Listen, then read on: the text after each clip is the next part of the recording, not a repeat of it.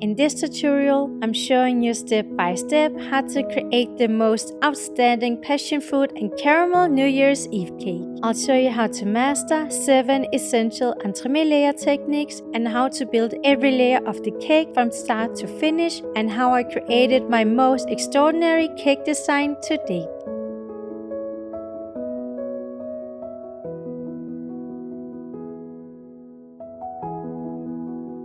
My name is Louise and I'm a self-taught cake artist and recipe developer. In this video, I'm going to show you how to create the most outstanding passion fruit and caramel cake that is perfect for New Year's Eve. This video will teach you how to master 7 different entremet layer techniques: a fudgy caramel and hazelnut brownie, a crunchy caramel and hazelnut nougatine, a velvety passion fruit curd, a soft salted caramel, a smooth passion fruit broken gel, an airy passion fruit and caramel mousse, and a shiny caramel mirror glaze.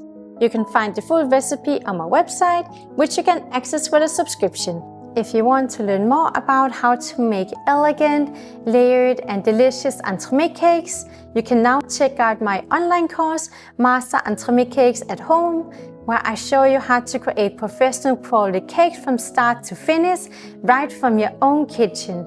Inside the course, I teach you my 5-step formula that I use for all my cakes: cake base, crunch, creamy element, mousse and decoration. You'll also learn how to make 5 of my signature entremet cakes, different glazing techniques, discover recipe development and cake design, and also receive PDF troubleshooting guides and Excel recipe course material, giving you everything you need to start creating your own cakes at home. Alright, let's get started!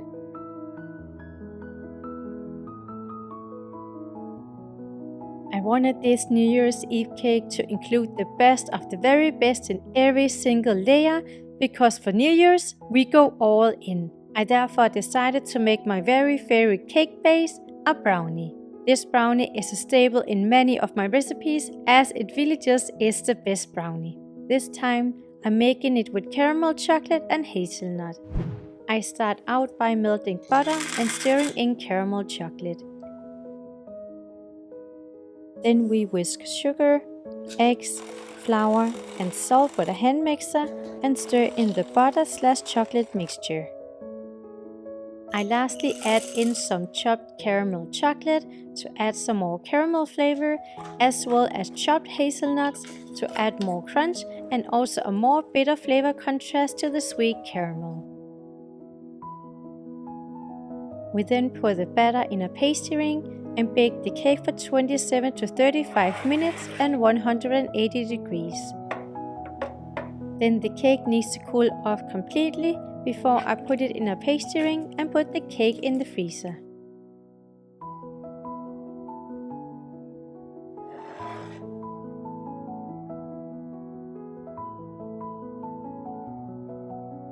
For this crunch layer, I also wanted to make my very best and most luxurious crunch, which is a nougatine, because this crunch is just next level compared to other type of crunches, as we have a crispy texture from both caramelized sugar, roasted hazelnuts and feuilletine.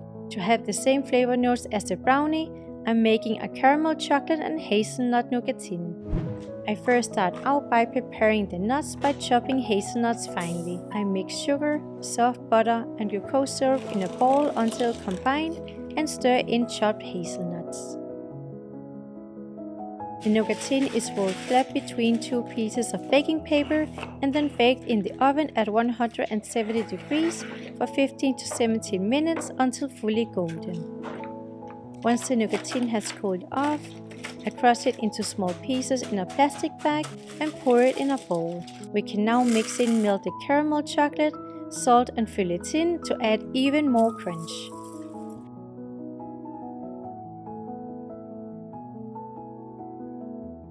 I spread the crunch on top of the cake, level the surface for a clean cake cut, and put the cake back in the freezer while preparing the fruit curd.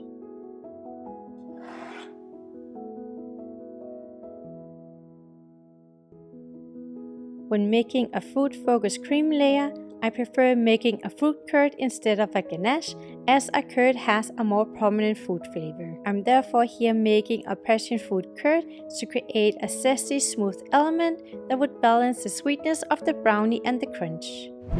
I make the curd by whisking passion fruit puree, lemon juice, eggs, egg yolks and sugar together in a pot and heating it to the boiling point while I keep whisking until the cream thickens. I take the pot off the heat, strain the mixture and mix in soaked gelatin and cold butter. The butter will give the curd a more smooth consistency and balance the passion fruit flavor. Lastly, I hand blend to get a fully creamy consistency. I pour the passion fruit curd onto the set crunch layer, stir the pastry ring to distribute the layer evenly for a clean cake cut, and put the cake back in the freezer where it needs to set before we can add the next layer with caramel.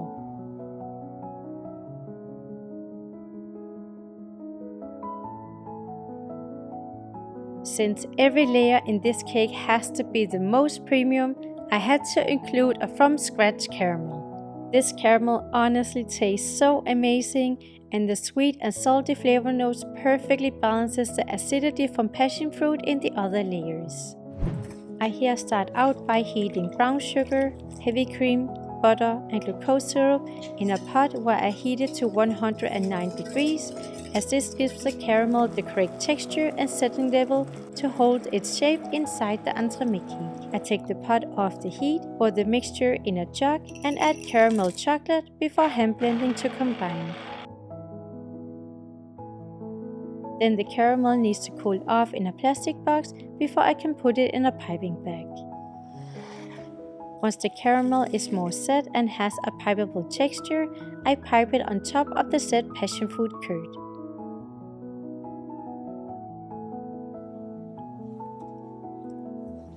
I put the cake back in the freezer while preparing the last cake insert, a passion fruit broken gel.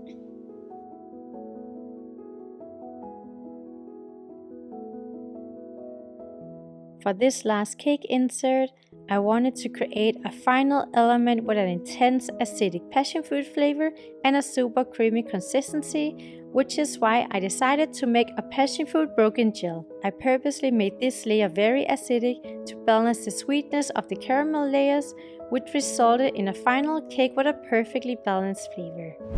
I start out by heating passion fruit puree, sugar and agar-agar in a small pot for around 1 minute until the agar-agar has been cooked to be activated. I then pour the hot mixture in a plastic box where it needs to set in the fridge before we can blend it into a smooth broken gel. That's why we do call it a broken gel, because you set it as a firm gel first and then break it down into a smooth, creamy consistency.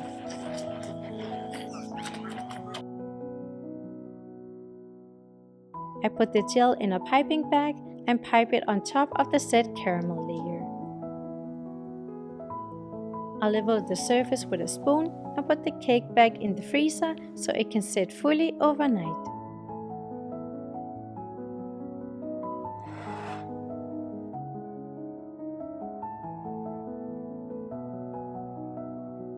To encase all our cake layers, I decided to merge the two flavors of this cake by using caramel chocolate and passion fruit puree. I initially thought about just making a caramel mousse, but in the end decided to mix the flavors as I wanted the cake to taste more fresh and fruity than just sweet. This resulted in a refined mousse with a perfectly airy consistency.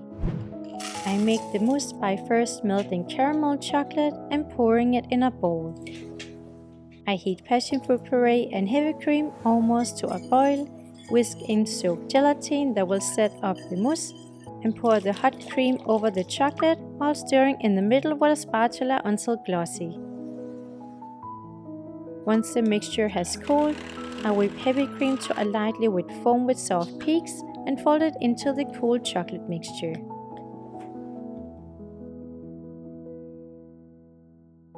I pour the mousse in a silicone mold with acetate baking sheet to extend the height of the mold and gently press the frozen cake down in the mousse with the passion fruit broken gel facing downwards. Then the cake needs to freeze fully overnight.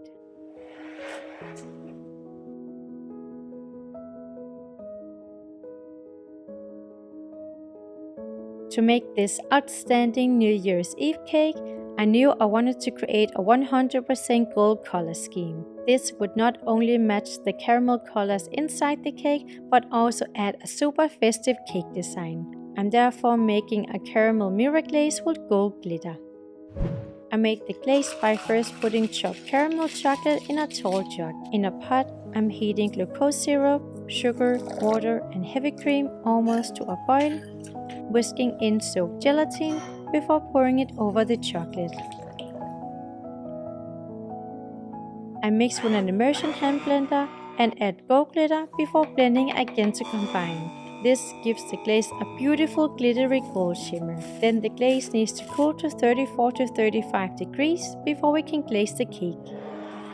Once the glaze has cooled, I place the fully frozen cake on a baking cooling rack and pour the 34 to 35 degrees hot glaze over the cake. I remove the glaze excess by moving the cake around on the baking cooling rack with 2 palette knives and then place the cake on a cake plate. And then it's time for the final decoration.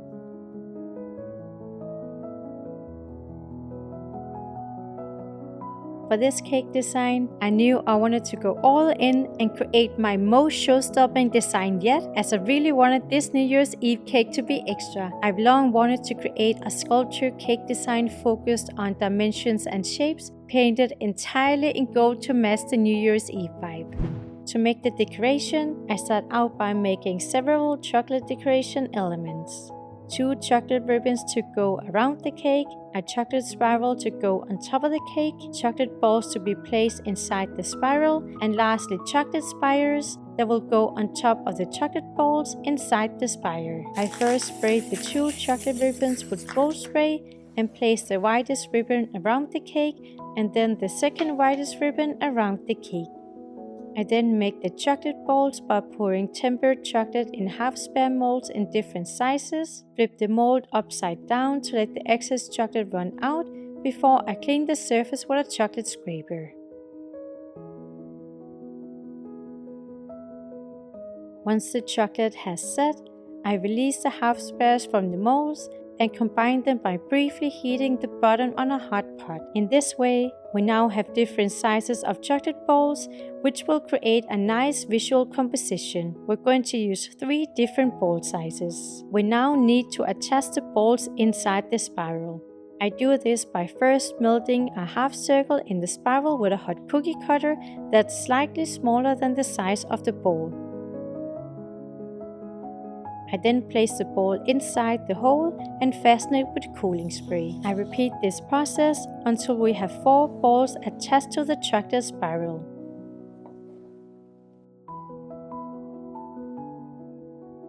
I then spray the entire spiral, including the balls, with gold spray. And finally, we can add the last piece of chocolate decoration, the chocolate spires. I'm here using a hot cookie cutter to cut out chocolate spires that are slightly smaller than the balls they will be added onto in order to create a balanced composition. I cover the spires with gold spray and dab a little melted chocolate on top of the balls so I can fasten the chocolate spires with cooling spray. I now very carefully, with a steady hand, place the finished decoration on top of the cake. To add that final spark and festive element, I decorate the spires with gold flakes. And here we have the final cake, which honestly is the most New Year's Eve-like cake I've ever created. With all my best and most refined cake layers, this cake doesn't just taste outstanding, but it also has the most show-stopping design that is perfect for any festive celebration. Guys, I am honestly obsessed with this passion fruit cake because it is so good. I really think this cake is a perfect mix of something fresh, fruity and acidic mixed with the salted caramel that really perfectly balances the very fresh passion fruit. I'm not exaggerating when I say that this one is one of the best recipes I created this year. So if you're looking for a dessert that will impress your guests at New Year's Eve, I think you're gonna love this one. I hope you get the chance to make this amazing passion fruit caramel cake at home. And if you like my videos, make sure to subscribe. And you can also check out my Entremet cake playlist here. Happy New Year!